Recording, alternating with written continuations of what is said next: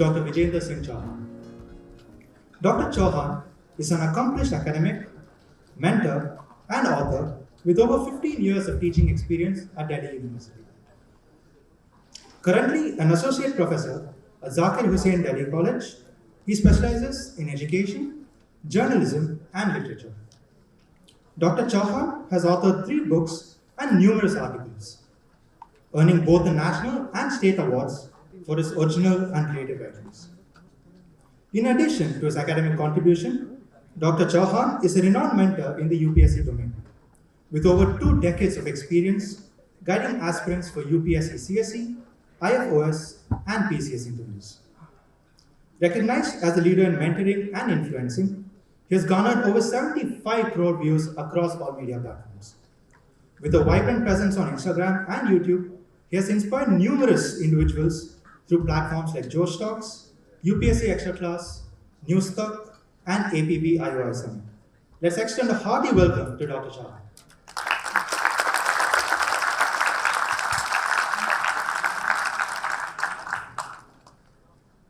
Hello, can I say good morning? Am I audible? Yes. Do I have your attention? Well, thank you for your attention and the attention you just gave to me almost for free.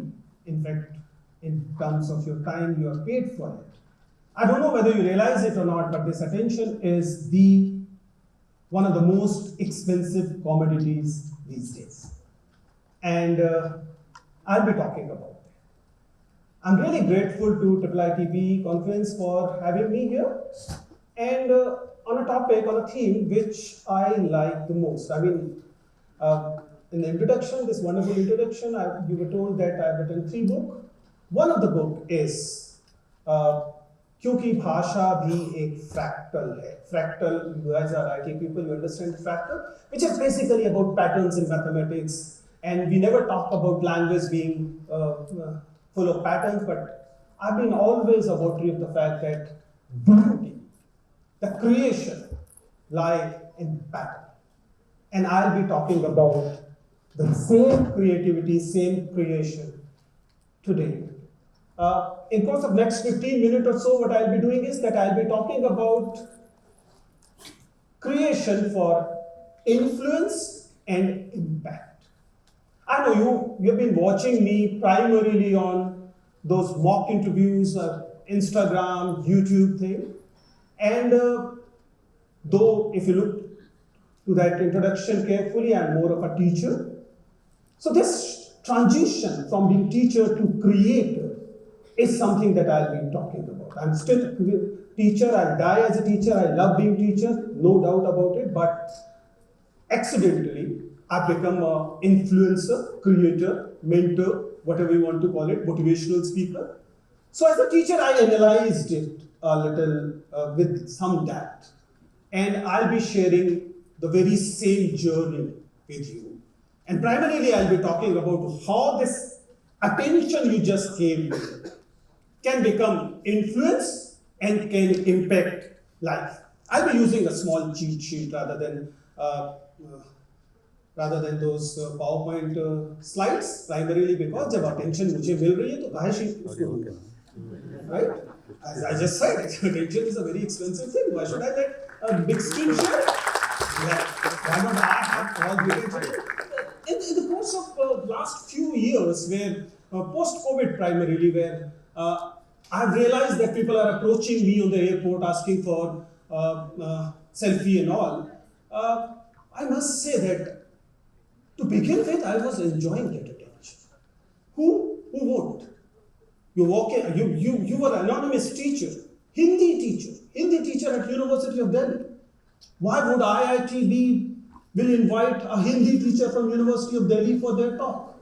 And this is not the only institution. I've been to almost all IITs and prominent NITs, and I generally decline more invites than accepting them.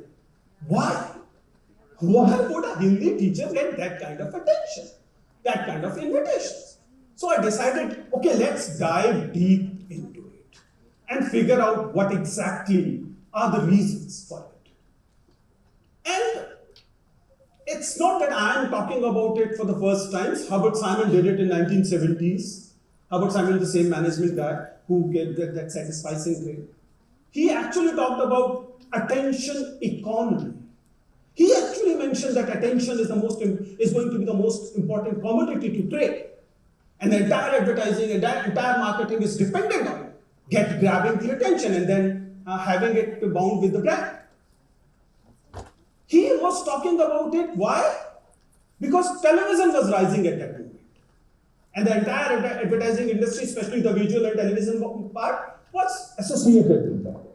So I thought that maybe it is the same attention economy that is becoming even bigger with the advent of social media. And there, rather than actors, we come up with the things called influencers. Vijender Chauhan is an influencer. Why? Because he has that great or good enough following for a teacher. I'm not a fashion influencer. I'm not a television artist or a cricketer kind of influencer. I'm just a teacher. For a teacher influencer, if you have a 15 lakh, 1.5 million subscribers on Instagram and another million on YouTube, you're considered a reasonable influencer. So, this attention, how this attention is changed to something called influence. Because here influence means that those who are following me or the influencer, their decisions will be influenced by the person. Or there's a possibility of this person influencing the decision of these many people. Not exactly 15 lakh people, but sizable. How this attention is converted into influence is the thing. And I just talked about numbers, and I begin with the first important learning in last few years as influencer. And it has to do with these numbers. Trust me, beyond a point, numbers are a farce.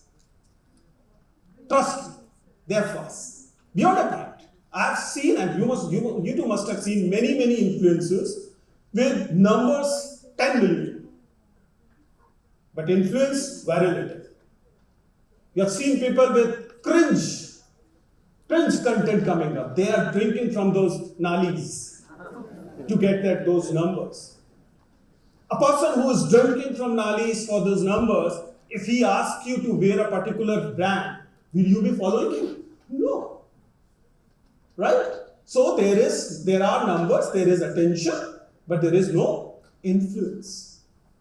As a teacher, I realized it long back that no matter what you call to teachers, bechara Hindi ka shikshak, bechara Hindi ka master, but this society still listen to teachers.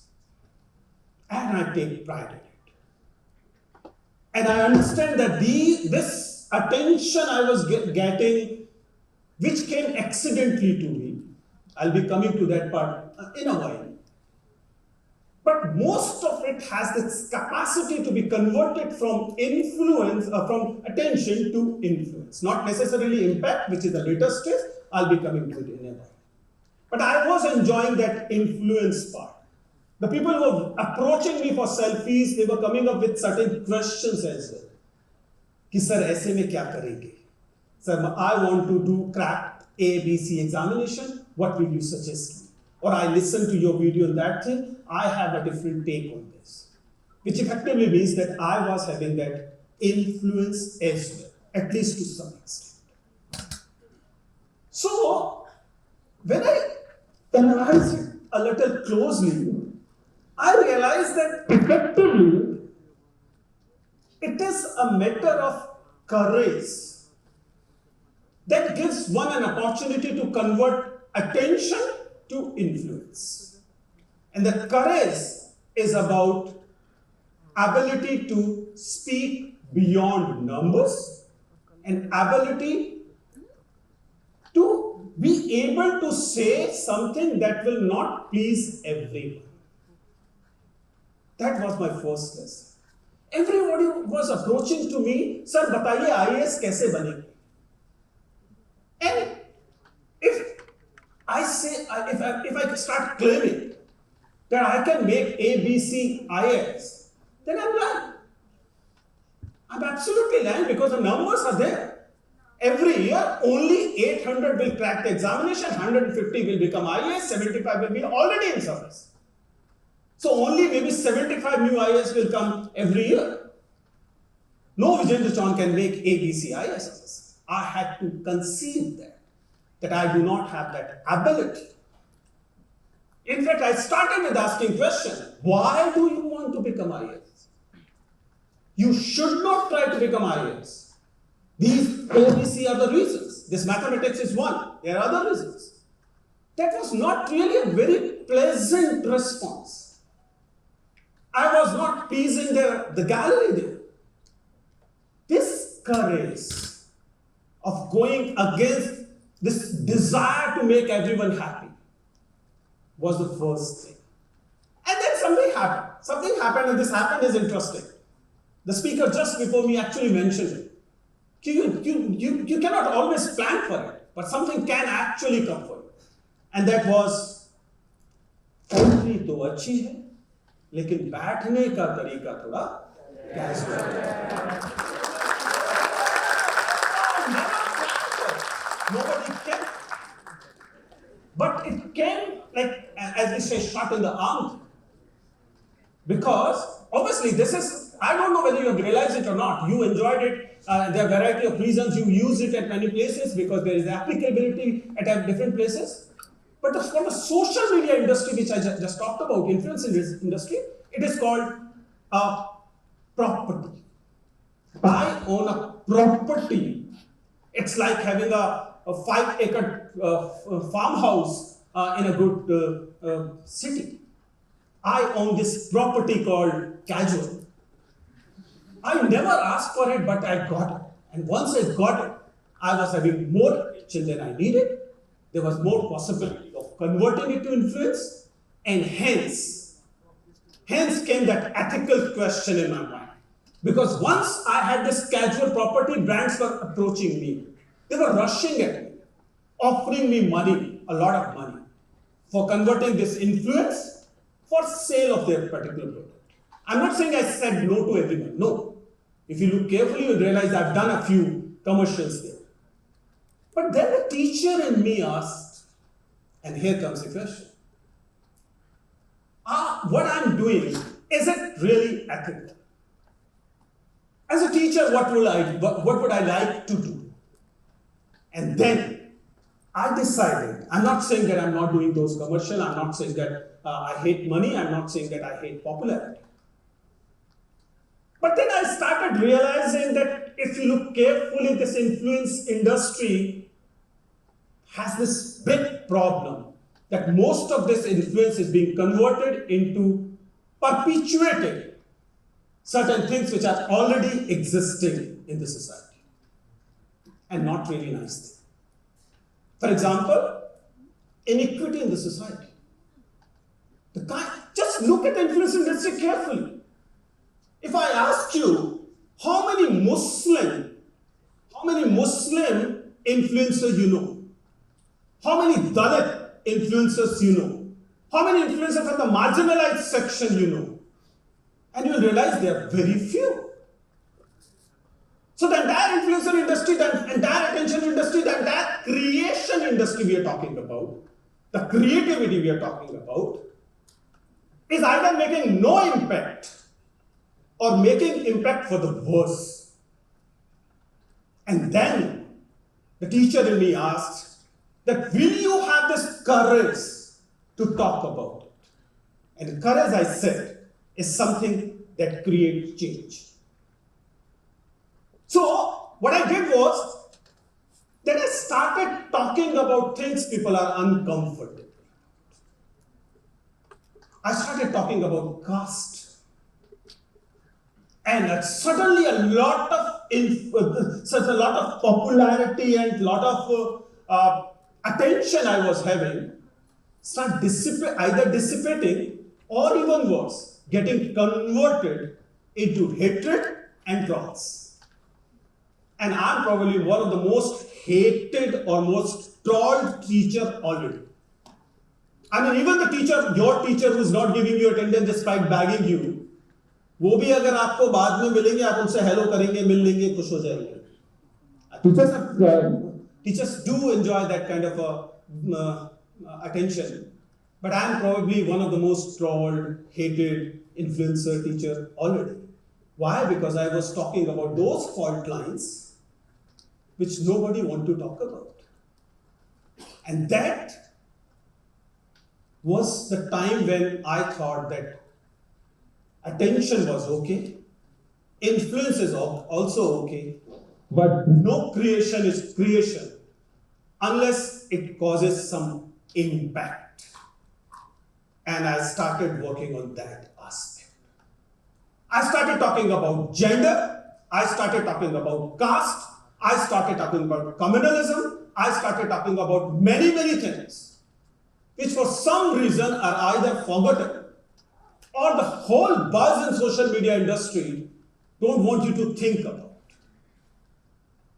Because what is the difference between an educated person and just mere literate is critical thinking.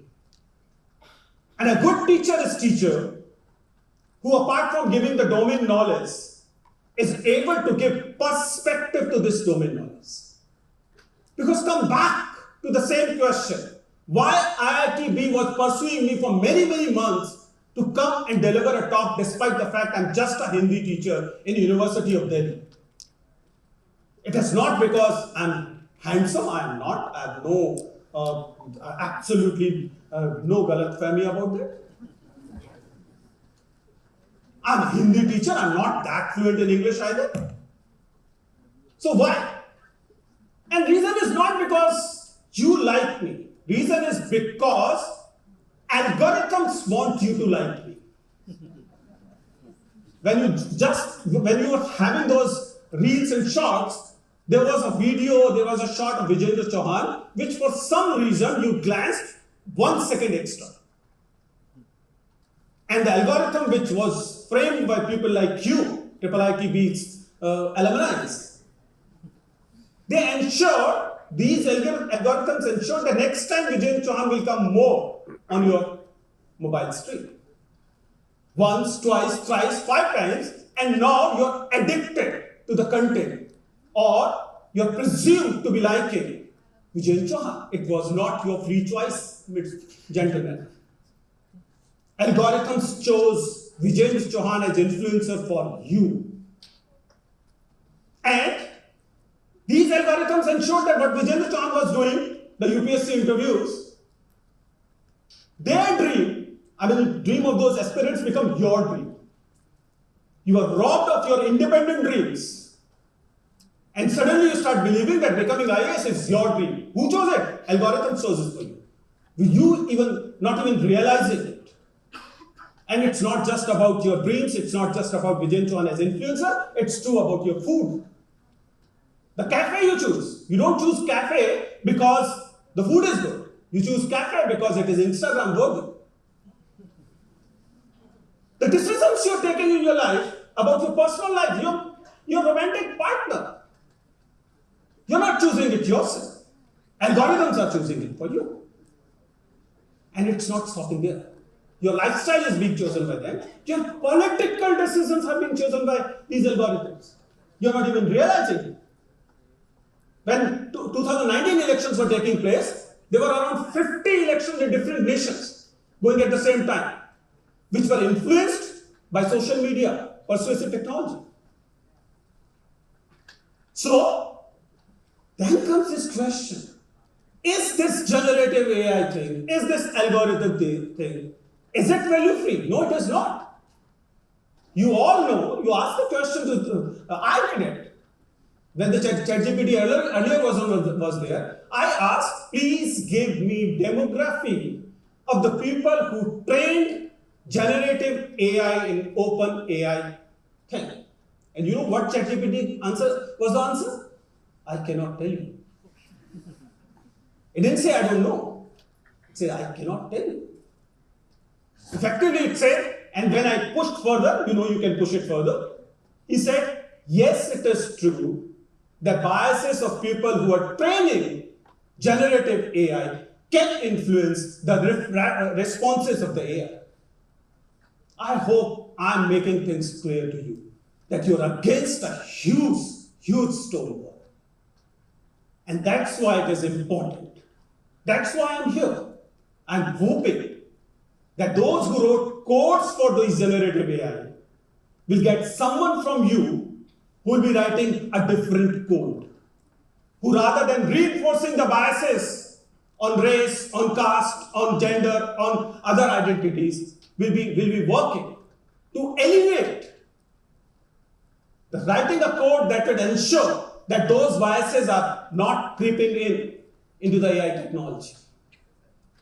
Because ultimately that is the impact. That whole attention you gave it to me, you or all those 25 lakh people who for some reason follow me, is kind of a that only. मेरे ऊपर कर्जा है.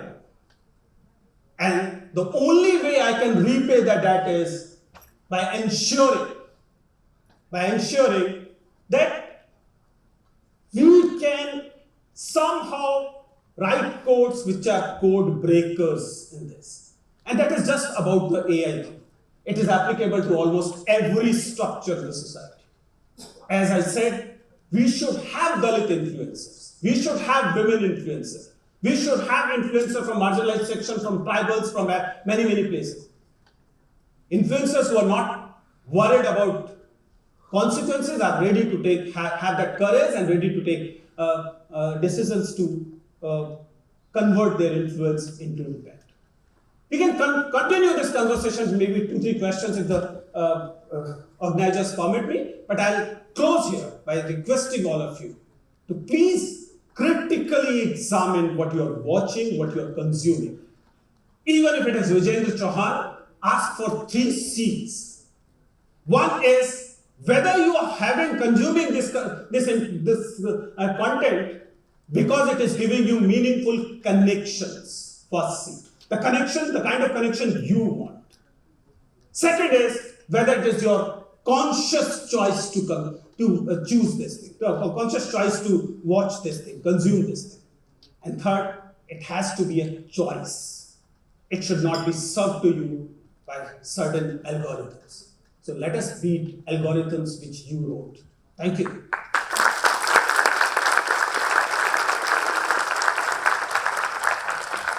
Thank you so much, Dr. Chauhan, for that insightful and engaging talk. Now, we open the floor for any questions. If you have a question, please raise your hand and we'll get a mic to you. Since you're an educator and you're famous for the IAS videos and publicizing government services, or at least trying to make them famous, but I understand that's not your intent. What do you think that public services are in some sense overhyped, and what could be the alternative? As in, most governments often propose, public government jobs बढ़ा देंगे as a solution for unemployment. As an influencer, as you said, or as change makers, you think we can create a solution which is slightly different, which address unemployment in a different way than government jobs? Thank you for raising it, and I presume that you've been thinking about it. I want all of you to think about it. This big push that government job, the IAS, the IPS, or even the SSC jobs are the solution is to be critically examined. I've been saying it for many, many years now. See, I'm not saying that government should not give job. It is the primary objective of the government that citizens should have enough employment to sustain, including government jobs. But the government jobs, no matter how much, will never be able to serve everyone. The first thing. But the second thing, which is a rather interesting question to ask, why people are running towards government job? Is it the most lucrative job? No, it is not. An IAS officer gets merely around 75 to 80,000 rupees per month. IIIT-B does not allow companies to get in if they are paying that less. I mean, I'm told that 12 lakh is per that you're asking. No company can take even a fresher from IIIT-B paying a salary equal to an IAS officer. But every year, I'm interviewing candidates who are IIIT-B passed, wasted their 3-4 years to appear in that examination. Every year I get these students. Just calculate the opportunity cost of a IIIT-B student preparing for civil services. Delhi university वाला कर रहा है, समझ में आता है, उसको वैसे भी नौकरी नहीं मिल रही।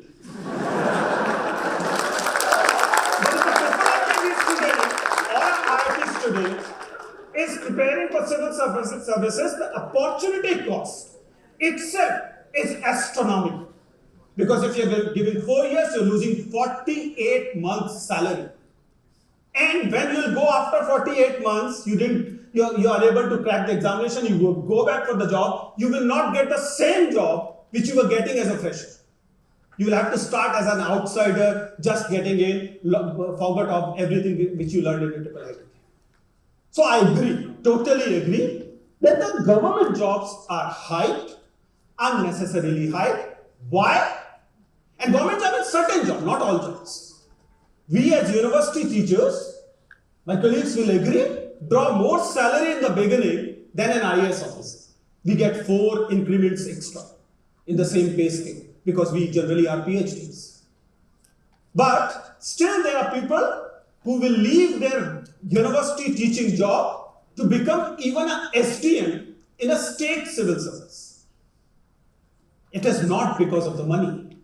It is because of what is called in Eastern UP and Bihar, bhaukal. There is a bhaukal, there is that reputation where you will be walking and there will be 2 people around you, your uncle, your distant uncle, your auntie, your father, your mother, everyone will be proud. Only other day there was in the social media, a woman was abusing others saying, "Mere ghar mein ek IPS hai, tujhe bata दूं." That bhaukal is creating problems. Because we need to understand as a society that in that praja mindset, in that colonial mindset, we have unnecessarily hyped certain services. In any democracy, a government servant has to be a public servant. But unless as a society we learn to do it, this bhokal will continue. And in that case, the demand for this job will also continue. And that's what the problem is. Thank you.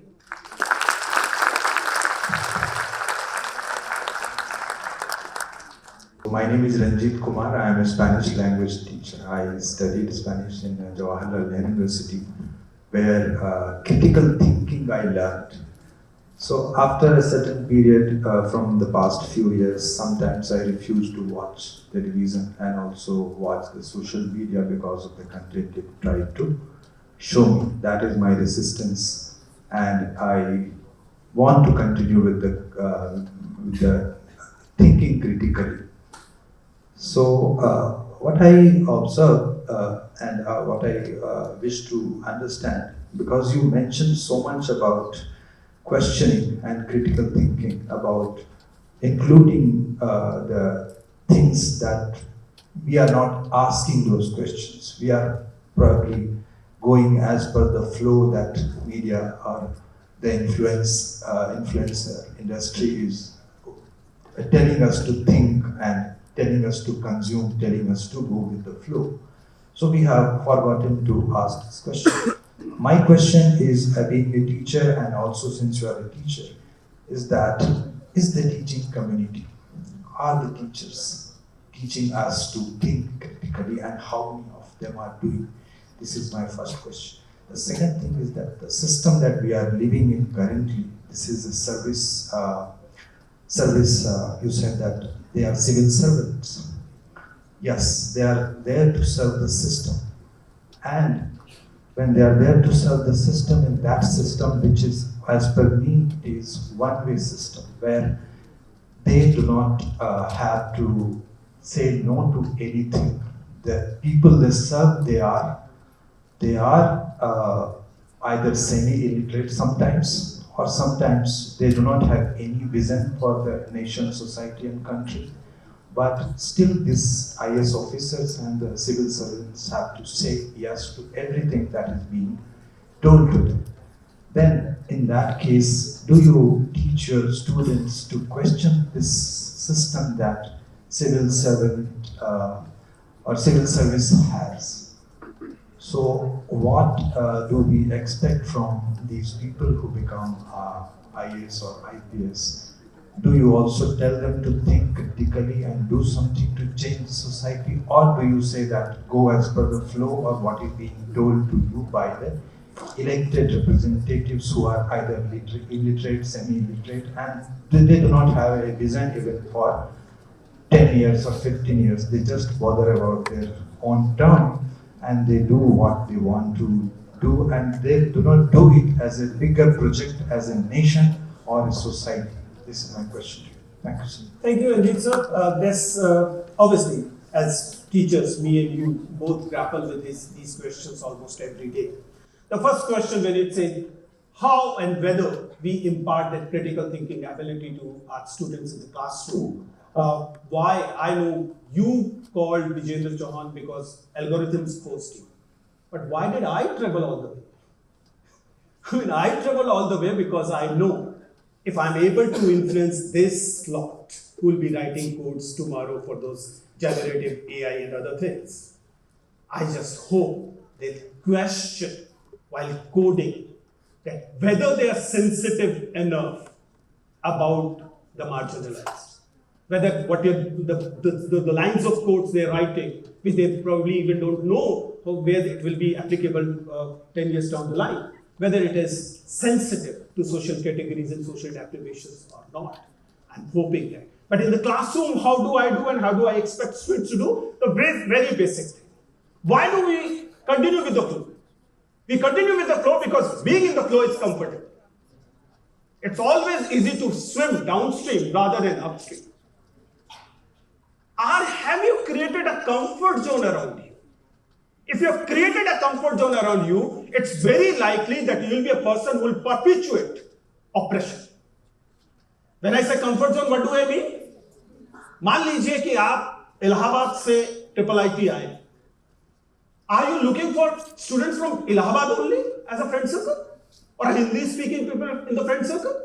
Is there a diversity in your circle? Do you have people speaking other languages than yours? Do you have people from other community than yours? Other gender, other caste, if possible, other nationalities, other sexual orientation in your circle? Because that circle will not be a circle of the most comfort zone. But that will be the circle that will make you a better human being, a critical thinking human being, that will allow you to question your own behavior until now. मुंह से निकल जाती है ना गालियां, मुहावरे, अंधे के हाथ में बटेर लगना. If you have a person who's visually challenged in your circle, will you ever be able to use that idiom? No. You'll realize it is offensive.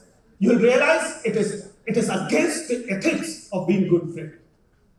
So you're able to perpetuate these galis, these caste slurs, these anti-gender jokes because you do not have people from these sexualities in these gender, these castes in your circle. Please diversify your peer group.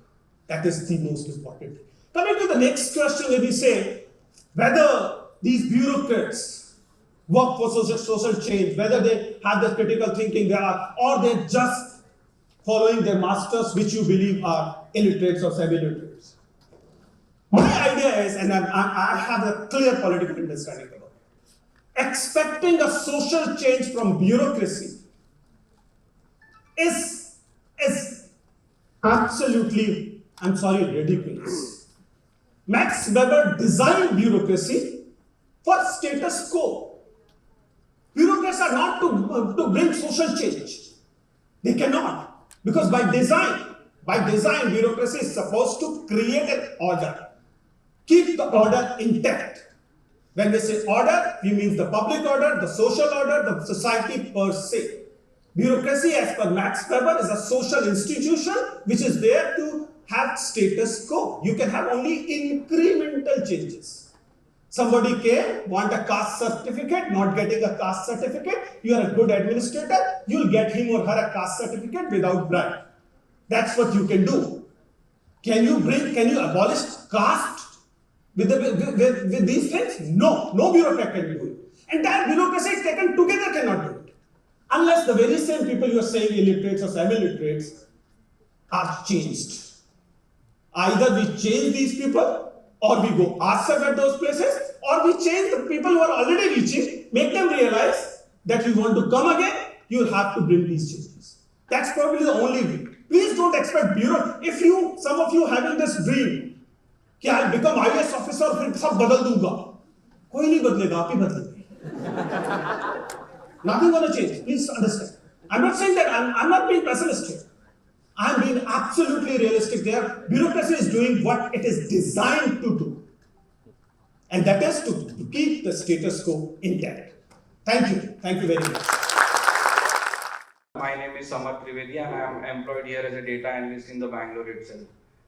My question is, sir, is there a chance that we start penalizing privileged too much in the pursuit of equity? Because sometimes what happens is, in the pursuit of equity, we think that, privilege, is somebody's right, but somebody's forefathers have worked really hard to give that privilege to their kids. So is there a chance, and how far do we go in pursuit of equity? And there comes a point that, there is a skill set at play here, there is certain output that is expected of an employed individual.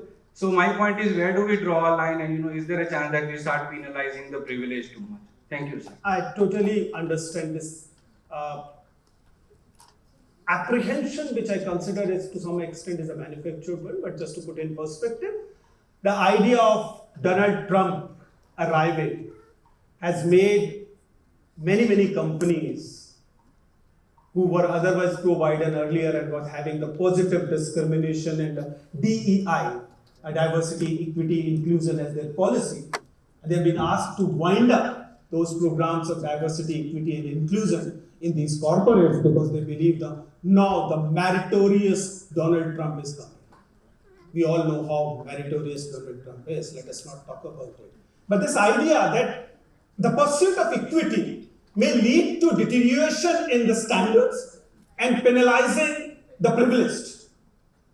Well, then we have to decide as a society whether these privileges which one has, and I've been saying it that UPSC examination, all these public examinations do not test your commitment, hard work, and the pursuit only.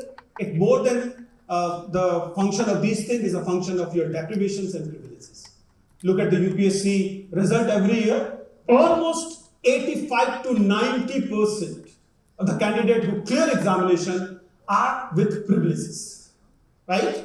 Even the ones who are coming from deprived section, as we say that in terms of caste, they are coming from the deprived section of caste, but they have other privileges. Maybe they are better off in their caste in terms of economics, or they are men rather than women. They are majority people rather than minority. So unke palade mein privileges are more than deprivation. So effectively this examination is nothing. It's not about merit, it's not about able to clear examination. Obviously there was the same question paper, same examination, so we can say they were meritorious students, yes. But the construct of merit itself is biased towards privileges. How long should it continue? If you ask me, I'll say it should continue till we achieve equity. But does it mean that we'll have to compromise with standards always? Not necessarily. But there can still be situations, and I agree with that where we can defer sometime the situation of this a push for equity to maybe half a generation ahead. We did it when Nehruvian development model was adopted. It was done, for example, in certain areas. It was done in space sciences. It was done in certain other areas. The OBC reservation came in 1991. Universities adopted it only in 1996. So I'll say that pursuit of equity is not something that we should be blaming for fallen standards. Because we were not having this positive discrimination for many years. For example, we were not having for OBCs till, as I said, 91. उसमें क्या हम लोग विश्व गुरु बन गए थे? No. But my idea is that we have to bring some balance in it, and I think this balance is already tilted towards the privileged class. Are we actually punishing privileged class? I don't agree with that. Because if you believe that you still have, for example, 10% EWS reservation, still around 40%, even otherwise EWS, unreserved quota, for a population of only around 10 to 15%. Privileges are still being given more privileges. Your proportionate representation suggests that everywhere it should be around 10 to 15%. You are actually 80 to 70%. So that's it. I know it's a very unpopular opinion, but then I'm not being paid to give you the popular opinion here. I'm a teacher. I'm committed to what I believe. Thank you very much. You were a wonderful host, wonderful audience. Thank you very much. Thank you so much for the questions so thoughtfully. We will now be closing the Q&A session. I request our registrar, Commodore S.R. Sridhar, to come up and present a memento to Dr. Chauhan as a token of gratitude. Thank you, sir.